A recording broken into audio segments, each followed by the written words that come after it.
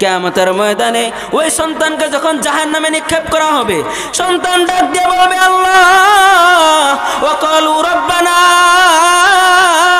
ইন্না আতানা সাদাতানা ওয়া কুবারানা ফাদাল্লুনা সাবিলা। ওয়াল্লাহ, আজকে কিয়ামতের ময়দানে আমি জাহান্নামে যাব, কোনো অসুবিধা নাই, কোনো অসুবিধা নাই। আমি গুনাহ করছি, জাহান্নামে যাব, কিন্তু যার কারণে আজকে আমি জাহান্নামে যাইতেছি তার বুকের উপরে পাড়া দিয়া তারপরে জাহান্নামে যাব। শুধু বুকের উপরে পাড়া দিব তা না,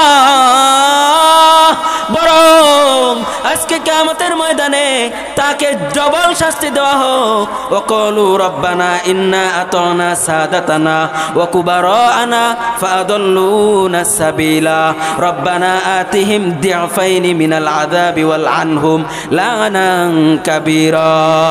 তাদেরকে ডবল শাস্তি দাও, তাদেরকে ডবল শাস্তি দাও, যাদেরকে অনুসরণ করে আজকে আমরা জাহান্নামে যাইতেছি। আল্লাহ, যেই নেতাকে অনুসরণ করে আজকে জাহান্নামে যাইতেছি, যেই বাপ মার কারণে আমি জাহান্নামে যাইতেছি, যেই বন্ধু বান্ধবের কারণে আজকে আমি জাহান্নামে যাইতেছি, আল্লাহ ওই বন্ধু বান্ধবরে আগে জাহান্নামে ডবল শাস্তি দাও, ওই বাপ মারে আগে ডবল শাস্তি দাও, ওই নেতারে আগে ডবল শাস্তি দাও, তারপরে আমারে জাহান্নামে দাও, কোনো অসুবিধা নাই। এজন্য অনুসরণ করার আগে সাবধান। কার অনুসরণ করতেছেন আপনি? কোন নেতার পিছনে দৌড়াইতেছেন? আমার নেতার চরিত্র ফুলের মতো পবিত্র, একটা বিড়ি আর এক কাপ চা আর এক প্যাকেট বিস্কুটের জন্য নেতার পিছনে পাগলের মতো দৌড়াইতেছো। এই নেতা তোমার একদিন জাহান্নামে নিয়ে ছাইরা দিবে।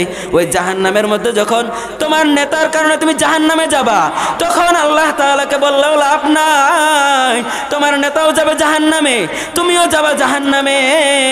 কিন্তু ওই পথ থেকে বাঁচার জন্য এখনই তোমাকে সিদ্ধান্ত নিতে হবে। নেতাকে অনুসরণ করার আগে, বাপ মাকে অনুসরণ করার আগে, বন্ধু বান্ধবকে মানার আগে, অনুসরণ করার আগে আগে তুমি সিদ্ধান্ত নাও, আমার বন্ধু বান্ধব কি আমার জাহান্নামে নিবে নাকি আমার বন্ধু বান্ধব আমার জান্নাতে নিয়ে যাবে? আমার বন্ধু বান্ধব আমার জান্নাতে নিবে নাকি আমার বন্ধু বান্ধব আমার জাহান্নামে নিয়ে যাবে?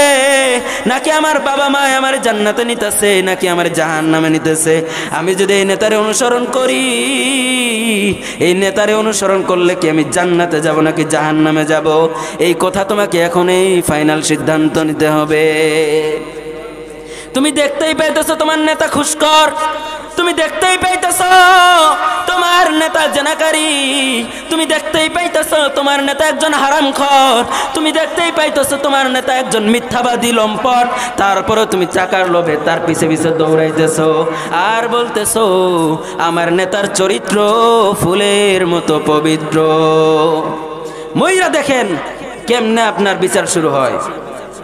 এজন্য মুহতারাম হাজিরিন, নেতাকে অনুসরণ করার আগে আগে ভাবতে হবে আমি যে নেতাকে অনুসরণ করতেছি এই নেতাকে আমার জান্নাতে নেবে নাকি জাহান্নামে নেবে।